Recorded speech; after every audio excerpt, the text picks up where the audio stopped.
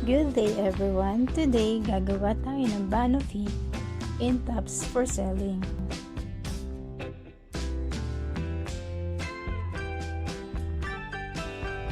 Gawin muna natin ang unang layer ng Banoffee. We need 100 grams of graham,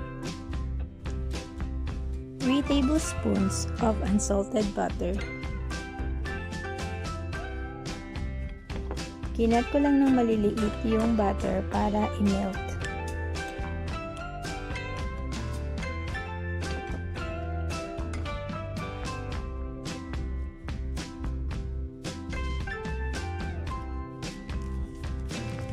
So, kailangan lang natin i-crush ang graham. Pwede kayong gumamit ng coffee grinder, food processor,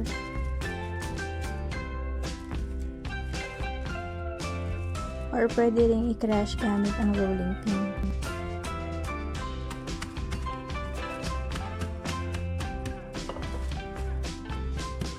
Make sure na durog talaga siya.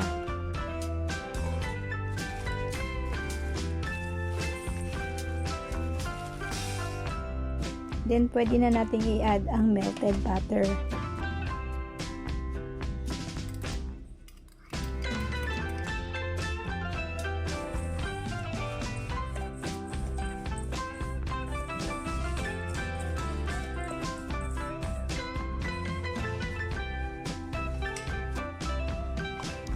So, ilalagay ko siya sa 250 ml na container. So, naglagay lang ako ng 4 tablespoons each container.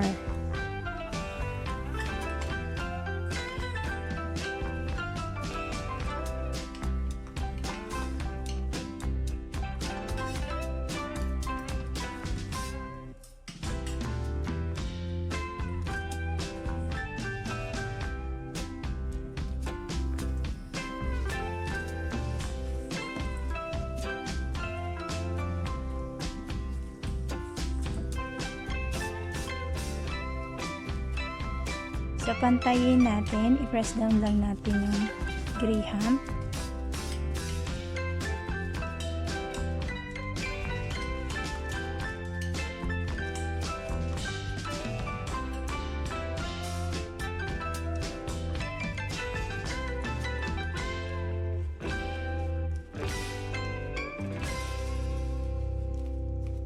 So, pagkatapos natin dito, ilagay muna natin siya sa fridge for 2 hours para mag-set siya. At para naman sa ating dulce de leche, kailangan natin ng 1/4 cup ng sugar, 1/4 cup ng unsalted butter, 300 ml ng condensed milk,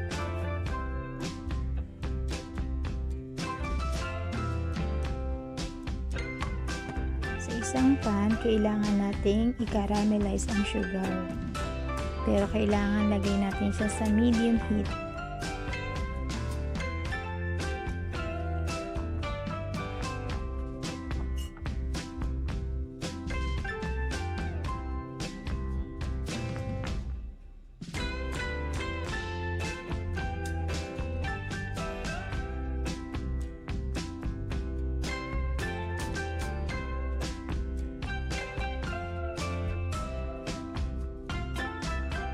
Para maiwasan yung kulay brown na nakikita nyo dun sa video, yung parang buo-buo na yun, kailangan i-sift nyo muna yung sugar nyo.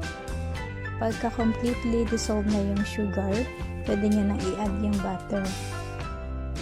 Pero alalay lang kayo sa apoy.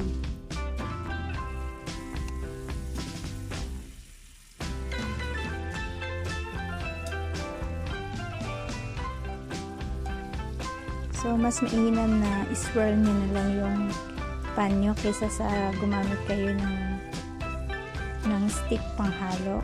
Kasi nagbubuo-buo siya, nagki-crystallize siya.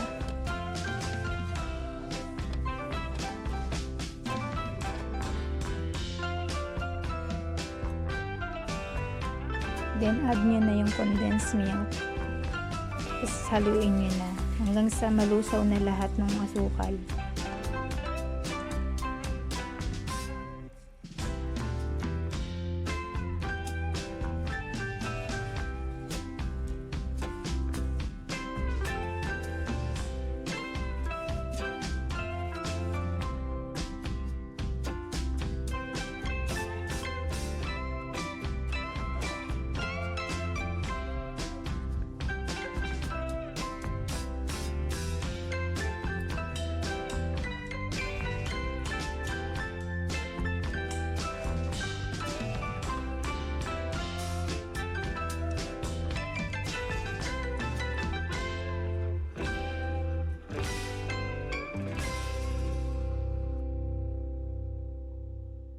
So para naman sa ating pang-apat na layer, kailangan lang natin ng 1 cup ng whipping cream or heavy cream.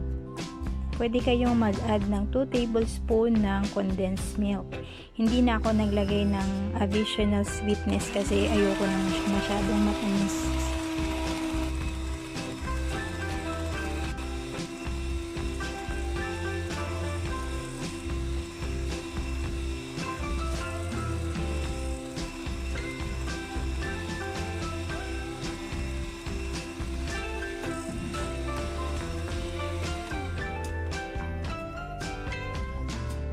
Nilagay ko nga pala yung dulce de leche dito sa piping bag para mas madali natin siyang ilagay sa container kasi masyado siyang sticky. So, nag-decide na lang ako na ilagay na lang siya sa piping bag. Bali, yung ginawa nating dulce de leche, meron pang natira. So, hindi lahat nagamit ko. Talagang sinadya kong konti lang yung gawin ko kasi konti na lang yung natitira kong whipping cream. Pang-apat na ano lang talaga siya, pang-apat na portion lang siya ng Banoffee.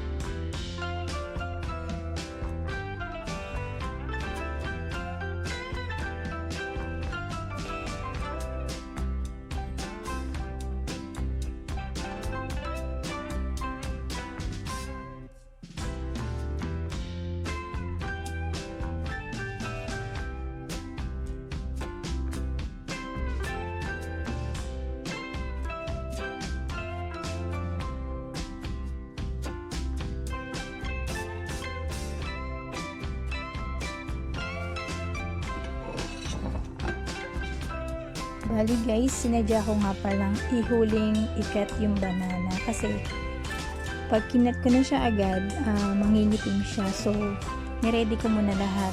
Ginawa ko muna yung whipping cream bago ko nakat ng banana. Bali, 2 saging ang nagamit ko sa recipe na ito.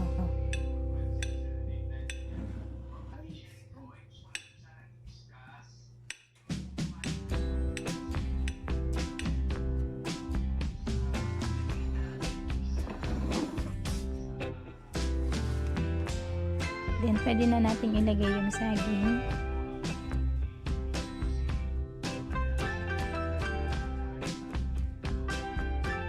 Syempre guys, kapag pambenta, gumamit kayo ng plastic na gloves.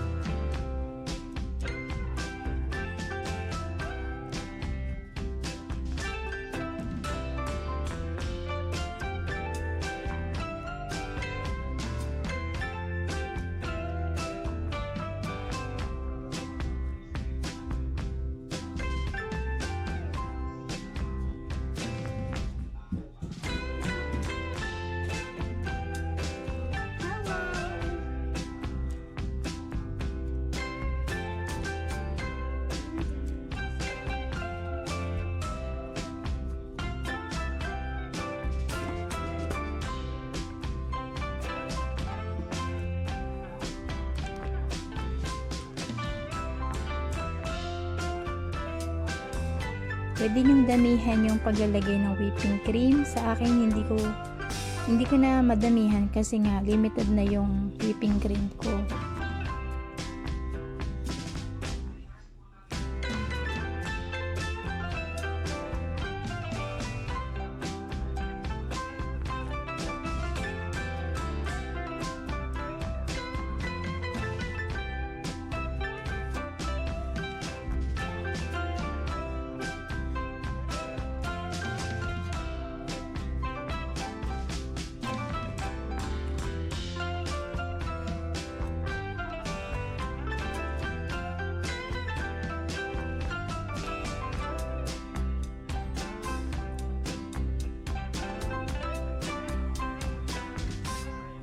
Then gumamit lang ako ng chocolate bar. Pwede kayong gumamit ng chocolate sprinkles.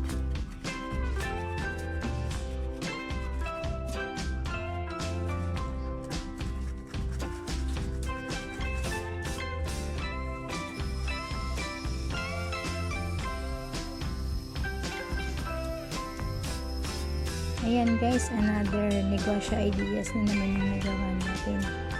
Siguradong magugustuhan ito ng customer ninyo. So, ilagay nyo muna siya sa fridge para lumamig at saka mag-settle siya. So guys, good luck ulit sa negosyo nyo. Sana nagustuhan nyo ang video natin ngayon. At huwag nyo pong kalimutang mag-subscribe, mag-like at mag-share. For more negosyo ideas, please check out my playlist of pang negosyo ideas.